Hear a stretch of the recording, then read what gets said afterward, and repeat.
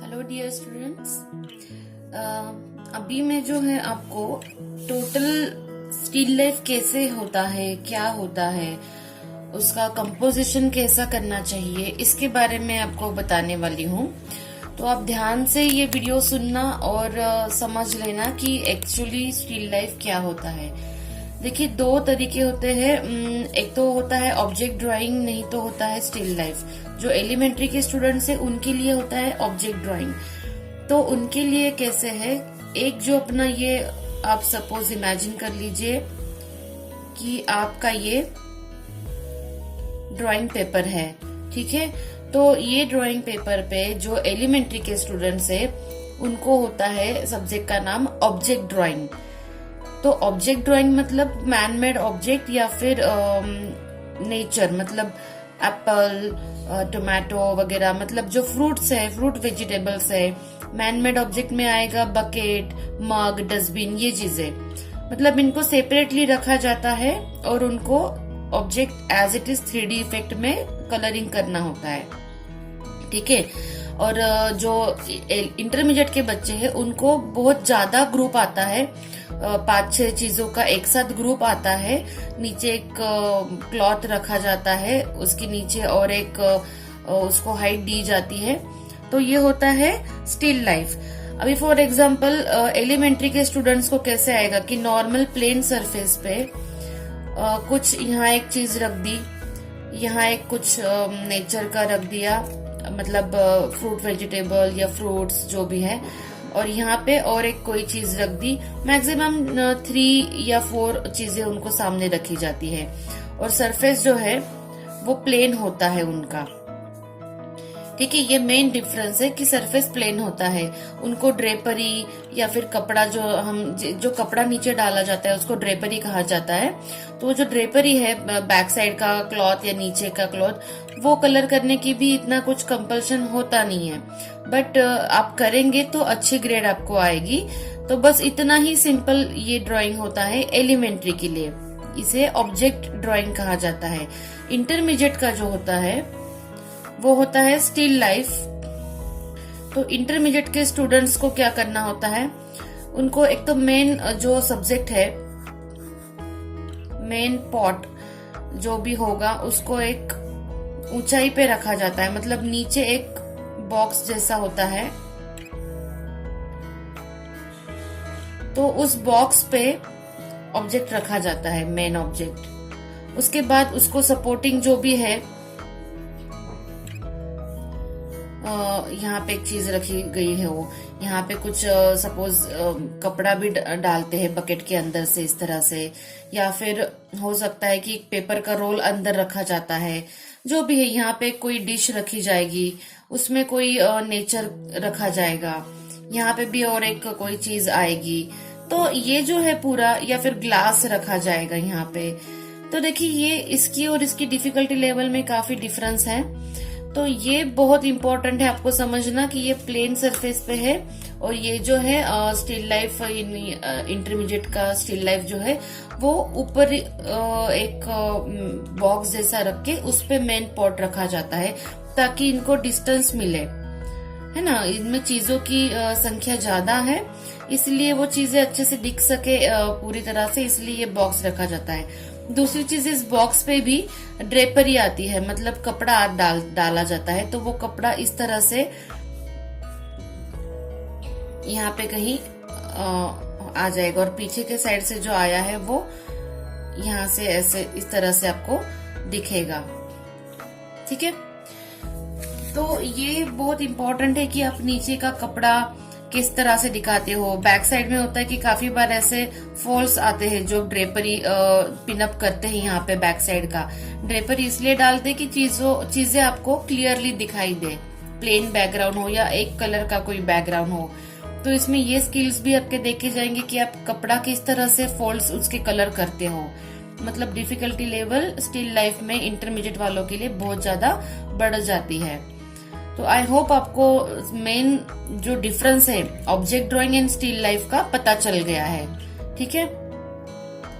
काफी बार बच्चे ये गलती करते हैं कि ये जो फोल्ड्स है वो इस तरह से लगाते हैं, जैसे कि कोई कट करके एक पट्टी चिपका दी हो डार्क की, तो मैं बच्चों से कहूंगी देखिए अगर बैक साइड का जो है मतलब ये बैकग्राउंड का जो क्लॉथ है वो इस तरह से फोल्ड्स आप ना करें तो भी ठीक है।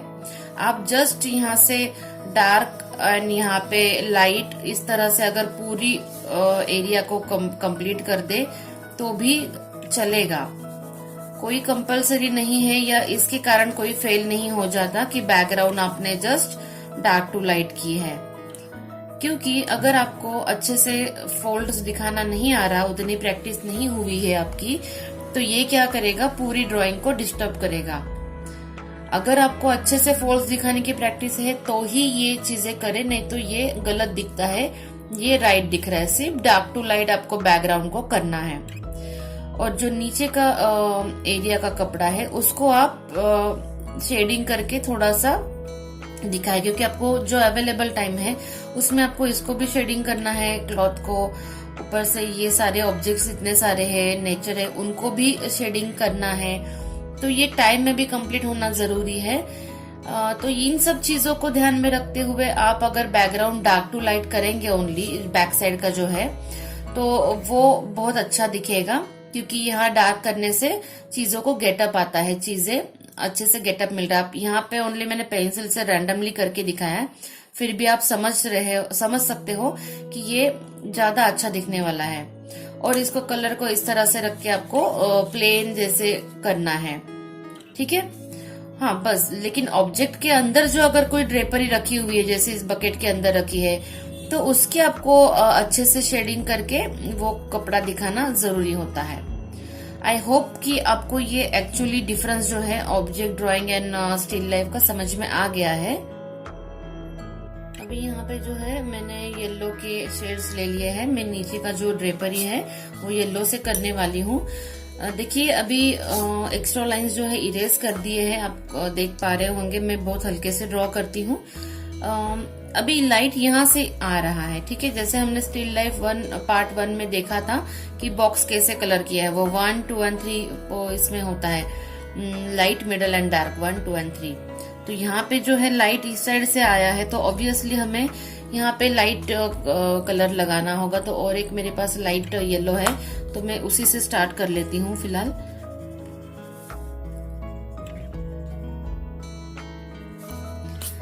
तो ये यहाँ पे लाइट मैंने बहुत छोटा सा कलर कर रही हूँ ताकि आपको बस आइडिया आ जाए। देखिए जैसे बॉक्स को किया था शार्प एंड एजेस होते हैं उसको, इसलिए मैंने शार्पली यहाँ पे कलर करना स्टार्ट कर दिया है। कि यहाँ पे एक ऑब्जेक्ट रखा है इसलिए यहाँ पे मैं नहीं दे रही, क्योंकि ये ऑब्जेक्ट का जो है शैडो यहाँ पे आएगा। ऑब्वियसली येलो कलर का ड्रेपरी है तो शैडो भी डार्क येलो आएगा। अब ये हो गया है, अब मैं क्या करूंगी उसका मिडल टोन जो है उसको यहाँ पे अप्लाई करूंगी।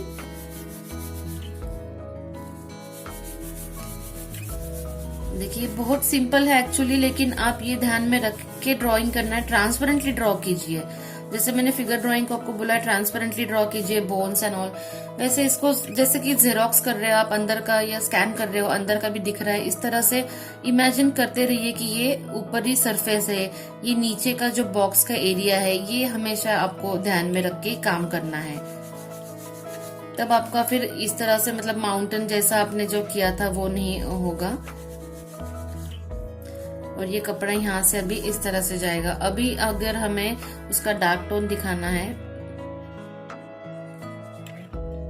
तो ये ऑब्जेक्ट जहाँ पे है वहां पे ब्राउन से हमने डार्क कर लिया और साइड में उसको क्या मैं कर रही हूँ थोड़ा सा मर्ज कर रही हूँ।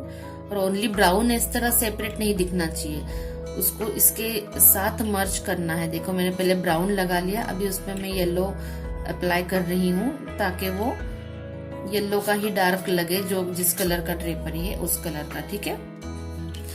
अभी यहाँ का जो है फोल्ड जहाँ से आता है, कॉर्नर जहाँ से आता है वहां पे ज्यादा डेप्थ वाला डार्क दिखाई देता है।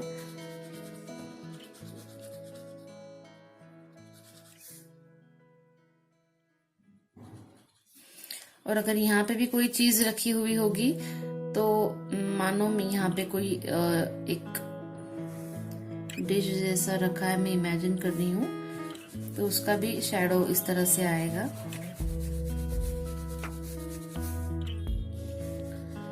आप ऐसा भी कर सकते हैं कि पहले डार्क से स्टार्ट करें, जहां जहां पे शेडो दिख रहा है कपड़े पे वहां वहां पे इस तरह, जैसे मैं अभी लाइट मतलब ब्राउन को लाइटली घुमा रही हूँ, आप भी उस तरह से लाइटली उसको सब जगह पे डार्क टोन जहां पे वहां वहां पे कर ले काम।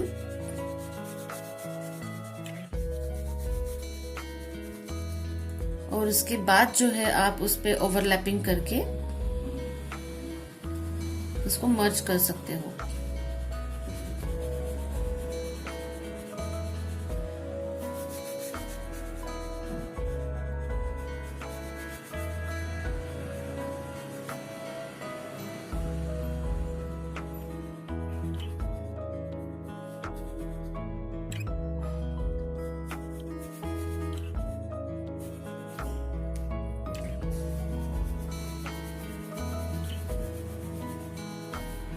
देखिए इस तरह से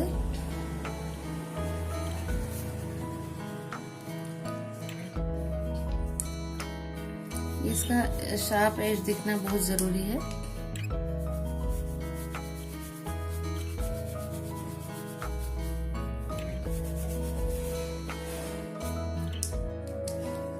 इस साइड का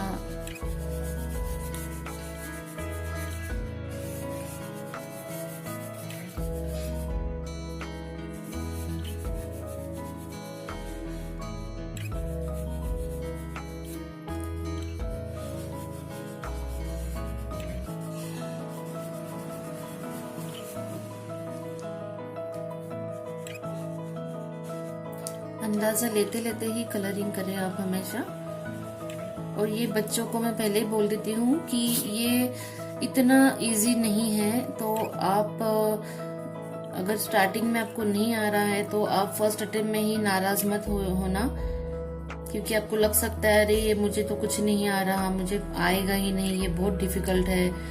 ये फर्स्ट अटेम्प्ट में बिल्कुल ही लग सकता है, वो नॉर्मल है बिल्कुल भी। आपको जरूरत है कि आप ज्यादा प्रैक्टिस करें। फर्स्ट अटेम्प्ट में गलत आएगा, फिर बाद में ठीक आएगा। देखो एक फंडा हमेशा याद रखना कि हर एक चीज में जो भी कलर का ड्रेपरी हो, चाहे आप स्टिल लाइफ का मतलब ऑब्जेक्ट ड्रॉ कर रहे हो या नेचर ड्रॉ कर रहे हो, कलर कर रहे हो, उसमें एक चीज है कि जिस कलर का सामने चीज होती है उसके लाइट मिडल डार्क को निकाल लेना है। ये तो कॉमन है, चाहे ऑब्जेक्ट हो, चाहे नेचर हो, चाहे क्लॉथ हो, वॉटएवर। आपको जो कलर की चीज आपको कलर करनी है, लाइट मिडल डार्क को निकाल लेना है। सिंपल है, बस सामने ऑब्जर्व करना है कि कहाँ पे डार्क है कहाँ पे लाइट है, और उस तरह से आपको कलरिंग करते रहनी है। अभी ये जो है डिश के नीचे बहुत ज्यादा डार्क होगा, इसलिए मैं थोड़ा और डेप्थ के लिए हल्का सा प्रशन ब्लू को दे दिया। देखो ये डायरेक्ट कलरिंग में किया है, थोड़ा सा ही टच दिया है, उसमें कुछ डिटेलिंग बहुत किया नहीं है, फिर भी इफेक्ट आ रहा है कि कुछ चीज को रखी है। अभी यहाँ पे भी मैं फटाफट जो है आपको एक आइडिया आने के लिए, देखिए यहाँ पे मैंने रैंडमली फटाफट एक बकेट किया है ताकि आपको पता चले कि इसका कलर किस तरह आता है। अब जो है मैं बैकग्राउंड के बारे में आपको बताऊंगी। बैकग्राउंड हम अभी देखिए ब्लू बकेट है, कपड़ा येलो है, तो मेरे ख्याल से अगर पिंक बैकग्राउंड अगर हम ले लेते हैं या फिर इस तरह का वॉयलेट, लाइट वॉयलेट बैकग्राउंड अगर हम करते हैं तो वो ज्यादा अच्छा लगेगा। तो पिंक अभी मैं आपको बताती हूँ कि कैसे अप्लाई करना है। बैक साइड का जो है कलर को पूरा टच करना है नीचे, और इस तरह से स्टार्टिंग में हल्के हल्के अप्लाई करना है, बिल्कुल भी पता ना चले कि कलर किसे घूम रहा है। बच्चे बहुत जोर से दबा के करते तो उसका सब मतलब लाइन वाइज स्क्रैच किया जैसा पता चलता है कि कलर कहाँ से अप्लाई किया है, किस तरह से घुमाया है। तो बहुत ही आराम से ऊपर ही ऊपर आपको कलरिंग करना है। हो सकता है कि आपके बीच में ये ऑब्जेक्ट आ रहे तो आप ड्राइंग को उल्टा करके, मतलब नीचे ये बकेट और ये टोटल पेपर उल्टा करके आप कलरिंग कर सकते हैं, ताकि आपको पता चले कि आपका कलर एक्चुअली कहाँ पे घूम रहा है, कहाँ पे अप्लाई हो रहा है।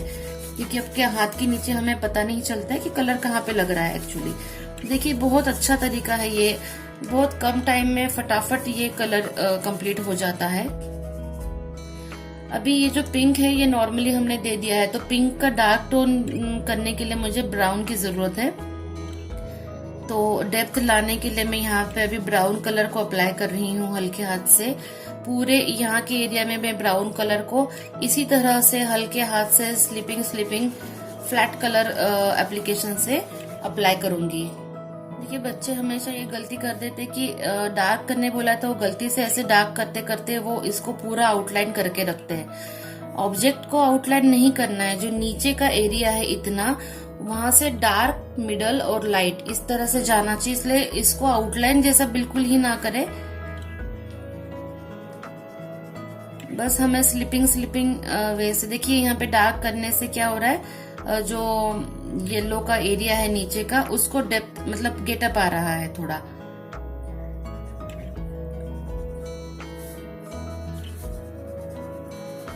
थोड़ा सा जो है व्हाइट कलर में यहाँ पे ऊपरी हिस्से में दे रही हूँ ताकि वो ब्लेंड भी अच्छे से हो जाए अपना बैक साइड का जो ड्रेपरी है, और उसकी क्लैरिटी भी मिले ताकि जो ऑब्जेक्ट के कलरिंग है वो अच्छे से दिखे, उसकी आउटलाइंस क्लियर हो जाए। अभी तो मैंने फटाफट आपको करके दिखाया क्योंकि ज्यादा लंबा वीडियो नहीं कर पाते हैं और वो मुश्किल भी हो जाता है फिर, तो मैंने शॉर्ट में आपको बता दिया है। आप आराम से टाइम लेके इन चीजों को करें और ध्यान रखें, अगर आपको पूरा ये ऑब्जेक्ट कलरिंग करने के बाद ड्रेपरी करना मुश्किल लग सकता है क्योंकि बीच बीच में ऑब्जेक्ट के कलर्स होते हैं। जब आप इस तरह से कलर अप्लाई करते हैं तो वो ऑब्जेक्ट के कलर्स भी बीच में इस तरह से स्प्रेड हो सकते हैं। तो आप एक काम ऐसे भी कर सकते हैं, जब आपकी कलरिंग थोड़े आधे में आ जाए या ड्राइंग हो जाए तो पहले ही आप अगर बैकग्राउंड कर ले तो भी चलेगा, लेकिन उसको आप ट्राई करके देखना कि पहले बैकग्राउंड बाद में ऑब्जेक्ट, ये आपके लिए कंफर्टेबल है, या पहले ऑब्जेक्ट और बाद में बैकग्राउंड, ये आपके लिए कंफर्टेबल है। वो आप जब खुद प्रैक्टिस करेंगे तब पता चलेगा, क्योंकि ये सब थेरोटिकल नॉलेज लेके कोई फायदा नहीं है, आपको प्रैक्टिकल करना बहुत जरूरी है।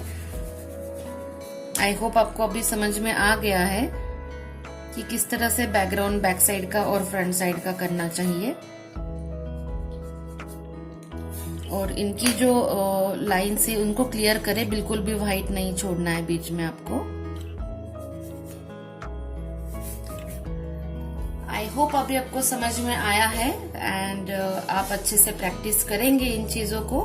ठीक है, अलग अलग बैकग्राउंड अलग अलग कलर से आप करके देखिए। ठीक है, कीप प्रैक्टिसिंग।